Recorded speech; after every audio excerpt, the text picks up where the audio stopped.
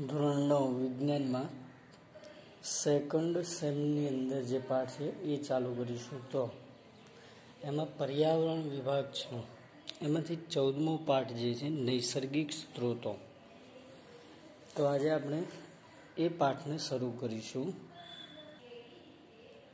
તો પાઠ નંબર 14 જે નૈસર્ગિક સ્ત્રોતો છે એ પાઠના મહત્વના જે ભાગ છે એ પર્યાવરણને આધારિત, જે તમે અત્યારે ચિત્રમાં જોઈ શકો છો, જેની અંદર પર્યાવરણનો ઘણા બધા ભાગ દર્શાવવામાં આવેલા છે. ક્યાંક કચરો ઉદ્ભવે છે, તો ક્યાંક જૂના અશ્મિઓ, બરાબર, પ્રાણીઓના મૃતદેહ છે, તો ક્યાંક જંગલો દર્શાવેલો છે, એક પૃથ્વીનું ચિત્ર છે તમને. તો એના મહત્વના આ પાઠની અંદર રહેલા જે પોઈન્ટો છે, તો પહેલો પોઈન્ટ છે કે પૃથ્વી પર આ સ્ત્રોત ક્યાં છે, એટલે કઈ જગ્યાએ આવેલા છે. બીજું, જીવનનો શ્વાસ હવા, મતલબ હવાની આખી સંકલ્પના જે છે એ સમજવાની. પછીનો ભાગ છે પાણી, બરાબર, એક અદ્ભુત પ્રવાહી. પછી જમીન, એટલે ભૂમિમાં રહેલા ખનિજની પ્રચુરતા, પ્રમાણ કેટલું છે. જૈવ ભૂ રાસાયણિક ચક્ર, ઘણા બધા ચક્ર આવેલા છે જેનાથી પર્યાવરણ ટકી રહેલું છે. છેલ્લા નંબર ઉપર છે ઓઝોન સ્તર. ઓઝોન છે એ આપણે જોઈશું કે આપણને સૂર્યના પારજાંબલી વિકિરણો છે એનાથી બચાવતો વાયુ છે, જેનું આખું સ્તર આવેલું છે.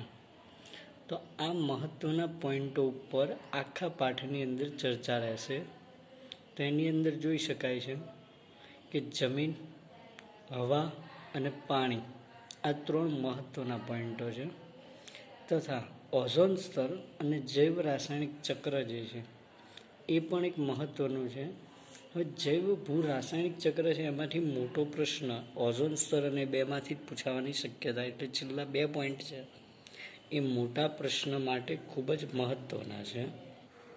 હવે જો પ્રસ્તાવનામાં પહેલો પ્રશ્ન છે કે શા માટે પૃથ્વી ગ્રહ પર જીવન આવેલું છે, તો એ પ્રશ્નનો જવાબ પોઈન્ટ વાઇઝ જોઈએ તો પહેલો પોઈન્ટ છે કે જીવન માટે આવશ્યક તાપમાન, વધુ માત્રામાં પાણી અને આહાર, ખોરાકની જરૂરિયાત હોય છે. જો આ બધી જ વસ્તુ એવી છે, તાપમાન એ પણ આપણે જરૂરી છે. અત્યારે હાલ ઋતુ બદલાઈ રહી છે એટલે આપણે જોઈએ છીએ કે તાપમાનમાં ફેરફાર થાય. આ તાપમાનમાં થતો ફેરફાર જો અચાનક હોય તો પણ આપણું શરીર એ તાપમાનને અનુકૂળ પરિવર્તન ન કરી શકે. એવી જ રીતે કે જેમ કે તાપમાન ખૂબ જ વધી જાય તો આપણે આપણું અસ્તિત્વ ગુમાવી દઈએ, જો તાપમાન ખૂબ જ ઘટી જાય તો પણ આપણે અસ્તિત્વ ગુમાવી દઈએ. એટલા માટે તે આપણે ધ્રુવ પ્રદેશ ઉપર રહી નથી શકતા. એવું નથી કે ત્યાં સજીવો નથી વસતા, છે, પેગ્વિન છે, આ બધા સજીવો ત્યાં વસે છે, પરંતુ એ પ્રદેશને આધીન, મતલબ એ તાપમાન છે, એ તાપમાન જેમાં અનુકૂળ રહેવાની શક્યતા છે તાપમાનને, એ જ સજીવો ત્યાં વસે છે. એટલે એ પ્રકારે વહેંચાયેલા એવું પણ કહી શકીએ આપણે. વધુ માત્રામાં પાણી અને આહાર, ખોરાકની જરૂરિયાત છે. જો વધુ માત્રામાં પાણી જોઈએ છે, બીજું આહાર હોવો જરૂરી છે. આપણી જેટલી પણ જૈવ રાસાયણિક ક્રિયાઓ છે એની માટે આપણે આહાર મહત્વનો છે. આપણે આહાર ન લઈએ તો આપણા શરીરને પોષક તત્વો ના મળે અને આપણું શરીર કાર્ય કરી શકે નહીં. બીજો પોઈન્ટ જે છે, પૃથ્વી પર સજીવોની મૂળભૂત આવશ્યકતાઓની પૂર્તિ માટે સૂર્યમાંથી ઉર્જા અને પૃથ્વી પર રહેલા પાણી, વાયુ અને અન્ય પરિબળો પ્રાપ્ત છે. જો પૃથ્વી પર સજીવોની મૂળભૂત આવશ્યકતાઓની પૂર્તિ માટે સૂર્યમાંથી ઉર્જા મળે. ઉર્જાનો ઉદ્ભવ સ્થાન ગણતો સૌથી મુખ્ય સ્ત્રોત જે છે સૂર્ય. સૂર્ય વનસ્પતિને ઉર્જા આપે છે, જેના કારણે વનસ્પતિ ઉપર ઘણા બધા સજીવો આધાર રાખે છે અને ઉર્જાનું વહન કરે. પૃથ્વી પર જે પાણી રહેલું છે, વાયુ છે અને અન્ય પરિબળો છે જેના કારણે જીવન જીવવું શક્ય બન્યું છે, બરાબર. ત્યાર પછી પૃથ્વી પરનું જીવન આ બધા પરિબળો પર આધાર રાખે છે અને સરળતાથી ઉપલબ્ધ છે. મતલબ આ બધા પરિબળો ન મળે તો આપણે જીવન સરળતાથી જીવી શકતા નથી. અને આથી પૃથ્વી ગ્રહ પર જીવન રહેલું છે. તો આ એનું મુખ્ય જવાબદાર કારણ કહી શકાય. જો આની માટે જરૂરિયાત શું હતી? એક તો તાપમાનની, બીજું પાણી, ત્રીજું વાયુ અને ચોથું છે આહાર. આ જ્યાં મળી શકે ત્યાં સજીવ પોતાનું અસ્તિત્વ ટકાવી શકે છે. અને આ બધું જ પૃથ્વી ઉપર મળે છે. એટલા માટે જ પૃથ્વી ગ્રહ પર જીવન આવેલું છે. ત્યાર પછીનો બીજો પ્રશ્ન જોઈએ તો પૃથ્વી પર જીવન માટે આવશ્યક અજૈવિક ઘટકોના નામ આપી તેના દ્વારા રચાતા આવરણ સમજાવો. તો જો સૌથી પહેલાં તો જોઈએ તો પૃથ્વી પર જીવન માટેના જે આવશ્યક અજૈવિક ઘટકો, અજૈવિક એટલે જે જૈવિક નથી તેવા, મતલબ જે જૈવિક ક્રિયાઓ ન કરી શકે. જૈવિક ક્રિયાઓ વિશે તમને ખબર હશે કે જૈવિક ક્રિયા કોને કહેવાય? તો હલનચલન, શ્વસન, બરાબર, આ બધી જૈવિક ક્રિયાઓ કહેવાય. આવું ન કરી શકે એ બધા જ અજૈવિક ઘટકો. તો હવા, જેનો બીજો અર્થ આપ્યો છે વાયુ, જળ એટલે પાણી અને ભૂમિ, જમીન, આ અજૈવિક ઘટકો જેના વિના જીવન શક્ય નથી. હવા ન હોય તો આપણે ઓક્સિજન ના મેળવી શકીએ. જળ ના હોય તો આપણી શરીરની રાસાયણિક ક્રિયાઓ જે થાય, જૈવ રાસાયણિક ક્રિયાઓ, એમાં મહત્વનો ભાગ પાણી ભજવે છે. એ ન હોય તો આપણે જૈવ રાસાયણિક ક્રિયા જ ન કરી શકીએ. અને જમીન ન હોય તો આપણે સૌથી મહત્વની જે આપણી જરૂરિયાત છે આહાર, એ જ ના મેળવી શક્યા હોત. તો અજૈવ ઘટકો વડે રચાતા આવરણ જે છે એ આવરણ જોઈએ તો એક છે જલાવરણ, પાણીનો જે ભાગ છે તે, બીજું મૃદાવરણ, જમીનનો ભાગ, અને ત્રીજા નંબર ઉપર દર્શાવ્યું છે વાતાવરણ. તેમાંથી સૌથી પહેલો આપણે ભાગ જોઈએ તો એ છે મૃદાવરણ. તો પૃથ્વીનું સૌથી ઉપરનું સ્તર ખડકો અને ભૂમિ વડે રચાયેલું છે, તેને મૃદાવરણ કહેવાય. તો આપણે જે જમીન ઉપર તમે પગ મૂકીને ચાલો છો એ જમીન તમને ખબર છે કે એનું ઉપરનું સ્તર જે છે એ નરમ સ્તર છે. અને આ નરમ સ્તર જેની અંદર ખડકો અને ભૂમિ વડે રચાયેલું છે એટલા માટે એને મૃદાવરણ કહેવાય છે. બીજા નંબર ઉપર જે આવેલું છે એ છે વાતાવરણ. તો સમગ્ર પૃથ્વીને ચાદરની જેમ ઢાંકતા વાયુઓ કે હવાના આવરણને વાતાવરણ કહે છે. બરાબર, પૃથ્વીની આસપાસ જે રહેલું હવાનું આવરણ છે એને એનું વાતાવરણ કહેવાય. અને ત્રીજા નંબર ઉપર જે છે એ છે જલાવરણ. તો પૃથ્વીનો 75% ભાગ પાણીનો બનેલો છે. તેમાં ભૂગર્ભીય જળનો પણ સમાવેશ થાય, એટલે કે જમીનમાં ઉતરેલું પાણી ઊંડે સુધી. આ સમગ્રને જલાવરણ કહેવાય છે. ધ્રુવ પ્રદેશનો બરફ પણ આવી ગયો, સમુદ્રનું પાણી પણ આવી જાય, ઝરણા, નદી, પછી ભૂગર્ભ જળ, આ બધા જ પાણીનો સમાવેશ એમાં થાય. એટલા માટે પૃથ્વીનો 75% ભાગ એ પાણીનો બનેલો છે. ત્યાર પછીનો પ્રશ્ન છે કે જીવાવરણ કોને કહેવાય છે? જીવાવરણના જૈવિક અને અજૈવ ઘટકો જણાવો. તો જીવાવરણ વિશેની માહિતી આપેલી છે. અહીંયા જોઈ શકીએ જીવને આશ્રય અથવા તો આધાર આપતા પૃથ્વીના ગાઢ આવરણો જે છે વાતાવરણ, મૃદાવરણ અને જલાવરણ, આ એકબીજામાં ભળી જાય જીવનની સંભાવના શક્ય બનાવે છે, તેને જીવાવરણ કહેવાય. તો અહીં જોઈ શકીએ છીએ આપણે કે ચિત્ર આપ્યું છે ને એમાં બધા જ આવરણ આવી ગયા છે. તો જીવંત ઘટકો ત્યાં જ જોવા મળે છે જ્યાં આ ત્રણેય આવરણો આવેલા હોય.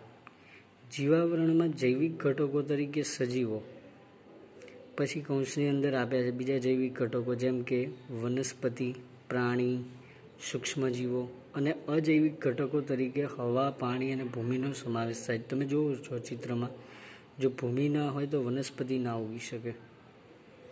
બીજું પાણી ના હોય તો જે સજીવો છે બધાને પાણીની જરૂરિયાત છે. અને હવાનું માધ્યમ પક્ષીઓને ઉડવા માટે પણ જરૂરી છે, શ્વાસ માટે પણ એમાં રહેલા વાયુઓ જરૂરી છે. તો આમ જીવાવરણ જે છે કોને કહેવાય? તો જે પણ વાતાવરણ, મૃદાવરણ અને જલાવરણ છે, આ બધા જ ભેગા થઈ અને જીવનની સંભાવના શક્ય બનાવે છે તો એને જીવાવરણ કહેવાય છે. અને એમાં જૈવિક ઘટકોમાં વનસ્પતિ, સૂક્ષ્મજીવો, પ્રાણી અને અજૈવિક ઘટકોમાં હવા, પાણી, જમીન, સૂર્યપ્રકાશ આ બધા જ આવે. ત્યાર પછીનો ભાગ છે જીવનનો શ્વાસ, હવા. તો શા માટે પૃથ્વી પર જીવન છે અને શુક્ર તેમજ મંગળ જેવા ગ્રહો પર જીવન નથી? તો જો પૃથ્વી પર જીવન છે કારણ કે પૃથ્વીની ફરતે ચાદરની જેમ ઢાંકતી હવાનું આવરણ આવેલું છે. હવામાં સજીવ જીવનના નિભાવ માટે નાઇટ્રોજન, ઓક્સિજન અને કાર્બન ડાયોક્સાઇડ આવેલા. જો ત્રણેય સજીવોના જીવન નિભાવવા માટે એટલે કે સજીવો માટે આવશ્યક વાયુઓ છે. કઈ રીતે? તો નાઇટ્રોજન જે છે એ વનસ્પતિમાં પ્રોટીન પૂરું પાડે છે. ઓક્સિજન આપણા શ્વસનમાં જરૂરી છે. કાર્બન ડાયોક્સાઇડ પ્રકાશ સંશ્લેષણની ક્રિયામાં જરૂરી છે. જેમાં 21% ઓક્સિજન છે, 0.03% કાર્બન ડાયોક્સાઇડ છે અને 78% નાઇટ્રોજન આવેલો છે. પૃથ્વી પરના હવાના ઘટકો પૃથ્વી પરના જીવનમાં પરિણમે છે.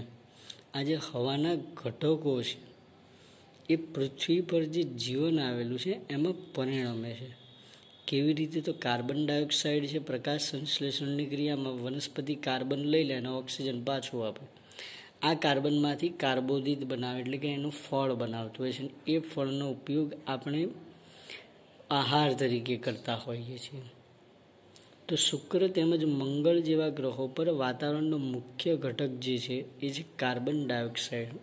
95-97% છે.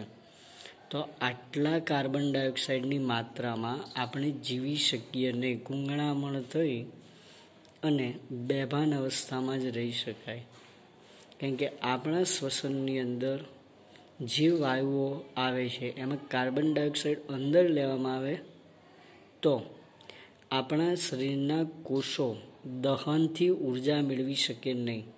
કારણ કે જે કોષની અંદર દહન થાય છે ઉર્જા માટેનું, ત્યાં ઓક્સિજનની જરૂરિયાત હોય છે. એટલા માટે આગળનો પોઈન્ટ કીધો કે સજીવ જીવન માટે શ્વસનમાં જરૂરી ઓક્સિજન પ્રાપ્ત ન હોવાથી ત્યાં જીવન નથી. મતલબ જરૂરી છે આપણને ઓક્સિજન મળવું. તો આના કારણે કહી શકાય કે પૃથ્વી પર જીવન છે અને શુક્ર તેમજ મંગળ ગ્રહો પર નથી, કારણ કે ત્યાં કાર્બન ડાયોક્સાઇડની માત્રા સૌથી વધારે આવેલી છે.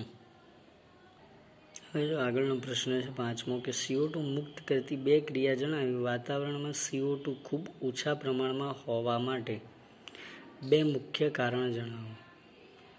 પહેલી પ્રક્રિયા જે છે કાર્બન ડાયોક્સાઇડ મુક્ત કરવાની જે છે, તો પહેલું આપ્યું છે સુકોષ કેન્દ્રી, જેને બીજા નામ તરીકે આપણે યુકેરિયોટિક કહીએ છીએ. આવા જે કોષ છે, મતલબ જેનું કોષ કેન્દ્ર વિકસિત હોય તેવા કોષ. બરાબર, ગાલનો કોષ ને ડુંગળીનો કોષ આવું બધું તમે આગળ ભણ્યા હતા અને વચ્ચે કોષ કેન્દ્ર આવતું. તો એ કોષ કેન્દ્ર બધી જ રીતે વિકસિત થયેલું એટલે કે એની પાસે રહેલી જેટલી પણ અંગિકાઓ હોય એ સંપૂર્ણપણે વિકસિત હોય તો આપણે એને સુકોષ કેન્દ્રી કહીએ. અને ઘણા આદિકોષ કેન્દ્રી એટલે જેના કોષ કેન્દ્રમાં રહેલી અંગિકાઓ વિકસિત ન હોય અથવા તો અંગિકાઓનો અભાવ હોય છે, એને પ્રોકેરિયોટિક કહેવાય છે. આવા કોષોની ક્રિયાશીલતા માટે ઉર્જા મેળવવા માટે ગ્લુકોઝનું ઓક્સિજનની હાજરીમાં મંદ દહન કરાય છે. જો ઓક્સિજનની હાજરીમાં ગ્લુકોઝનું આપણે જે ખોરાક લઈએ છીએ, ખોરાકનું આપણે વિઘટન કરી અને ગ્લુકોઝ બનાવીએ છીએ શરીરમાં. આ ગ્લુકોઝનો ઉપયોગ કરી આપણે ઉર્જા મેળવીએ છીએ, કારણ કે ગ્લુકોઝ છે એનું દહન થાય છે. ગ્લુકોઝનું દહન થવા માટે ઓક્સિજનની હાજરી જરૂરી છે. એટલા માટે જ શ્વસન દરમિયાન આપણે ઓક્સિજન વાયુ લઈએ છીએ. અને આ વાયુ આપણે શ્વાસમાં જે વાયુ લઈએ છીએ ઓક્સિજન, એ દરેક કોષ સુધી પહોંચે છે. તેને કોષીય શ્વસન કહે છે. આ જે શ્વસન છે ને કોષીય શ્વસન કહેવાય, કારણ કે કોષમાં થતું શ્વસન છે. આ ક્રિયામાં CO2 મુક્ત થાય છે. અને આપણે બધા જ જાણીએ છીએ કે આપણે ઉચ્છ્વાસમાં કાર્બન ડાયોક્સાઇડ કાઢીએ છીએ તો એ કેવી રીતે આવે છે. જે ઓક્સિજન લઈ જઈએ તો કોષ દહન કરી કાર્બન ડાયોક્સાઇડ આપે, એ કાર્બન ડાયોક્સાઇડ આપણે વાતાવરણમાં ઠલવીએ. તો જો C6H12O6 આ જે આપેલું છે ગ્લુકોઝનું સૂત્ર છે.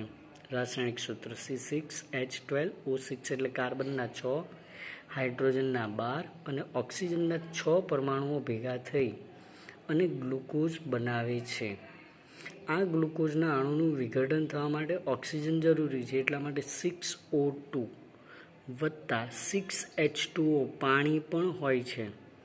તો આ બંનેની હાજરીમાં જ્યારે વિઘટન થઈ નવા ઘટકો બને છે એ છે 6CO2 કાર્બન ડાયોક્સાઇડ વત્તા 12H2O પાણી વત્તા ઉર્જા. તો દહન પણ એવી એક પ્રક્રિયા છે જેમાં O2 વપરાય છે અને CO2 મુક્ત થાય. જો કાર્બન ડાયોક્સાઇડ ઉદ્ભવવાની આ બીજી ઘટના કહી શકાય દહન, જેમાં ઓક્સિજનનો ઉપયોગ થાય અને કાર્બન ડાયોક્સાઇડ મળે છે. માનવની પ્રવૃત્તિ જેવી કે ઈંધણ સળગાવવી, ઉર્જા પ્રાપ્ત કરવી અને જંગલોમાં લાગતી આગનો દહનની ક્રિયામાં સમાવેશ થાય. જે જંગલોમાં આગ લાગે છે એમાં પણ કાર્બન ડાયોક્સાઇડ ઉદ્ભવે. એ સિવાય બળતણ તરીકે આપણે ઈંધણમાં ઘણા બધા જે પેટ્રો રસાયણો છે એનો ઉપયોગ કરીએ છીએ અને એ ઉપયોગથી પણ હવાની અંદર ખૂબ જ માત્રામાં કાર્બન ડાયોક્સાઇડ, કાર્બન મોનોક્સાઇડ જેવા વાયુઓ પ્રસરે છે. તો વાતાવરણમાં ખૂબ ઓછા પ્રમાણમાં CO2 હોવાના મુખ્ય કારણો નીચે મુજબ છે. તો પહેલું આપણે CO2ના ઉપયોગ કરતી ક્રિયાઓ કે કોણ એનો ઉપયોગ કરે છે. તો પ્રકાશ સંશ્લેષણ દરમિયાન લીલી વનસ્પતિઓ કાર્બન ડાયોક્સાઇડનું સ્થાપન કરી ગ્લુકોઝનું નિર્માણ કરે છે. તો જો કાર્બન ડાયોક્સાઇડ છે ને એમાં હમણાં પણ કીધું કે વનસ્પતિ હવામાંથી કાર્બન ડાયોક્સાઇડ લે છે, એમાંથી કાર્બન પોતાની સાથે રાખીને ડાયઓક્સિજન એટલે કે ઓક્સિજનના 2 અણુઓ છૂટા કરીને પાછા આપે વાતાવરણને. તો 6CO2 વત્તા 12H2O જે વનસ્પતિ મૂળ દ્વારા પાણી શોષ્યું હોય, ખનિજ ક્ષાર પણ હોય અને જરૂરી ઘટકો, એ બધું જ વનસ્પતિના પર્ણ સુધી આવે ત્યારે પ્રકાશ સંશ્લેષણ થાય. કારણ કે પર્ણમાં રહેલું જે ક્લોરોફિલ છે એ ક્લોરોફિલ સૂર્યપ્રકાશની હાજરીમાં ફોટોન કણ મળવાને કારણે પ્રકાશ સંશ્લેષણની ક્રિયા કરે અને પ્રકાશ સંશ્લેષણથી બનાવે C6H12O6. તો આ બન્યું જે છે એ બન્યું ગ્લુકોઝ વત્તા 6O2 ઓક્સિજન વત્તા 6H2O એટલે પાણી. આટલી વસ્તુ બને છે. બીજું, ઘણા દરિયાઈ પ્રાણીઓ તેમના કવચના નિર્માણ માટે પાણીમાં દ્રાવ્ય કાર્બોનેટનો ઉપયોગ કરે છે. હવે જો કેવી રીતે બનતો હોય આ, પહેલી વસ્તુ તો આપણે જાણીએ છીએ કે દરિયાઈ સંપત્તિ ખૂબ જ વધારે, મતલબ જે સજીવ સંપત્તિ છે ખૂબ જ વધારે છે. દરિયાની અંદર રહેતી માછલીઓની સંખ્યા ગણીએ તો કેટલી હશે વિશ્વની અંદર? ઘણી બધી હોય. કાચબાઓ ગણાય છે. આ બધા જ શ્વસન દરમિયાન ઓક્સિજન લે છે અને કાર્બન ડાયોક્સાઇડ બહાર કાઢે. પરંતુ એ જે વાયુ છે પાણીમાં દ્રાવ્ય એટલે કે પાણીમાં ઓગળેલો વાયુ છે એનો ઉપયોગ કરે છે. તો આવો પાણીમાં ઓગળેલા વાયુનો ઉપયોગ કરે ત્યારે પાણીમાં જે દ્રાવ્ય થયેલો કાર્બન ડાયોક્સાઇડ છે, તો જો CO2 પાણીમાં રહેલા જ ઓક્સિજન સાથે પ્રક્રિયા કરે અને CO2માં એક ઉમેરે એટલે CO3 બને, કાર્બોનેટ. અને આ કાર્બોનેટનો ઉપયોગ શેમાં થાય? તો કાર્બોનેટ છે ને કવચમાં બનાવવામાં ઉપયોગી થાય, કારણ કે એ મજબૂત હોય છે, કડક હોય. તો આ રીતે મહાસાગરોમાં દ્રાવ્ય CO2 પ્રાપ્ત થઈ શકે છે. એટલે કે આ ઓગળેલો કાર્બન ડાયોક્સાઇડ છે એનો પણ ઉપયોગ કરી અને જળચર પ્રાણીઓ પોતાનું કવચ બનાવતા હોય. જેમ કે કરચલા પણ જોઈ શકાય, કાચબો પણ જોઈ શકાય છે. આ દરેક પોતાના કવચ બનાવવા માટે પાણીમાં દ્રાવ્ય ઓક્સિજનનો જ ઉપયોગ કરે છે અને એ પાણીમાં કાર્બન ડાયોક્સાઇડનો ઉપયોગ કરે અને એ પાણીમાં દ્રાવ્ય કાર્બન ડાયોક્સાઇડ છે એની માટે કવચ નિર્માણની એક પ્રક્રિયાનો કાચો માલ પણ કહી શકાય, જેનો ઉપયોગ કરી એ કવચ બનાવી શકે છે. તો પાણીમાં રહેલા કાર્બન ડાયોક્સાઇડની માત્રા ઘટી જાય, હવામાં રહેલા કાર્બન ડાયોક્સાઇડની માત્રા ઘટશે તો એ પ્રકાશ સંશ્લેષણથી ઘટે છે. એટલા માટે જ આપણને કહેવામાં આવે છે કે વૃક્ષોનું જતન કરો. બરાબર, વૃક્ષોની સંખ્યા ઓછી નહીં કરવાની, કારણ કે વૃક્ષોની સંખ્યા જો ખૂબ ઓછી થઈ જશે તો જમીન ઉપર રહેલા કાર્બન ડાયોક્સાઇડનું પ્રમાણ વધતું જ છે. આ વધવાને કારણે ધ્રુવ પ્રદેશ ઉપરનો બરફ પણ પીગળે, કારણ કે કાર્બન ડાયોક્સાઇડ છે એનો મુખ્ય ગુણધર્મ એ છે કે એ ગરમીનું શોષણ કરે. જો ગરમીનું શોષણ કરે કાર્બન ડાયોક્સાઇડ તો દિન પ્રતિદિન સરેરાશ તાપમાન ઊંચું જશે. તો આ જે ઘટના છે એને અનુરૂપ છે. ત્યાર પછી આજના દિવસ માટેનો છેલ્લો પ્રશ્ન જોઈએ તો આબોહવાના નિયંત્રણમાં વાતાવરણનો ફાળો સમજાવો.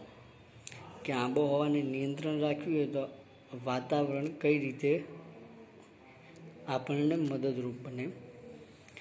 તો વાતાવરણના વાયુ ઉષ્માના મંદ વાહક હોવાથી વાતાવરણ પૃથ્વીના સરેરાશ તાપમાનને દિવસના સમયને સમગ્ર વર્ષમાં યોગ્ય રીતે જાળવી રાખે છે. જો વાતાવરણમાં રહેલા જે વાયુઓ છે ને ઉષ્માના મંદ વાહક, એટલે ઉષ્માનું વહન કરે પરંતુ ધીમે ધીમે, ઝડપથી નહીં, એટલે સરેરાશ તાપમાન છે એ અચાનક ફેરફાર નથી પામતું. દિવસે ખૂબ જ ગરમી અને રાત્રે ખૂબ જ ઠંડી એવું નથી થતું. બરાબર. આપણે ત્યાં અહીંયા આગળ જે પણ ઋતુઓનું પરિવર્તન છે એટલી સારી રીતે એટલા માટે થાય છે કે હિમાલય જે આવેલો છે ત્યાંથી આવતા પવનો પણ એની માટે એટલા જ જવાબદાર બને છે. અને એના કારણે જ અત્યારે આપણે ઠંડા પવનોની ઋતુ એટલે કે શિયાળો અનુભવી શકીએ છીએ. બીજા નંબરનો પોઈન્ટ છે કે વાતાવરણ દિવસ દરમિયાન તાપમાનમાં અચાનક વધારાને અટકાવે છે અને રાત્રિના સમય દરમિયાન ઉષ્માની બાહ્ય વાતાવરણમાં મુક્ત થવાની ક્રિયાને પણ ધીમી પાડી તાપમાનનો અચાનક ઘટાડો અટકાવે છે. જો હંમેશા એટલું યાદ રાખો, ગરમીનું વહન વધારેથી ઓછા તરફનું હોય. દિવસે તાપમાન વધશે, રાત્રે ઘટશે, કારણ કે રાત્રે સૂર્યપ્રકાશ મળવાનો નથી, પરંતુ અચાનક ઘટાડો નથી થતો. તેથી પૃથ્વી પર વાતાવરણને કારણે દિવસ અને રાત્રિના તાપમાનમાં વધારે મોટો તફાવત સર્જાતો નથી. બરાબર, વધારે પડતો તફાવત નથી સર્જાતો. જેમ કે ચંદ્ર અને પૃથ્વી બંને સૂર્યથી સમાન અંતરે આવેલા, છતાંય ચંદ્રની સપાટી પર વાતાવરણ ન હોવાથી તાપમાન -190°C 110°C રહે છે. એટલે કે દિવસનું તાપમાન સૌથી મહત્તમ કેટલું જાય? 110, અને રાત્રે -190 પહોંચી જાય છે. ત્યાર પછીનો જે છે કે આમ વાતાવરણના અભાવે તાપમાનનો ઘણો મોટો તફાવત સર્જાય છે જે ચંદ્ર ઉપર જોવા મળે છે. તો આવા ઘણા બધા ગ્રહો હોઈ શકે જ્યાં વાતાવરણ નિયંત્રણ ન હોય. બરાબર. કોઈ એક ગ્રહ, જેમ કે આપણે આગળ વાત કરી શુક્ર વિશેની, ત્યાં આગળ કાર્બન ડાયોક્સાઇડનું પ્રમાણ વધારે છે. તો હવે વિચાર કરીએ કે ત્યાં કાર્બન ડાયોક્સાઇડનું પ્રમાણ વધારે છે તો એ વધારે પ્રમાણમાં ગરમીનું શોષણ કરે. આવી રીતે ગરમી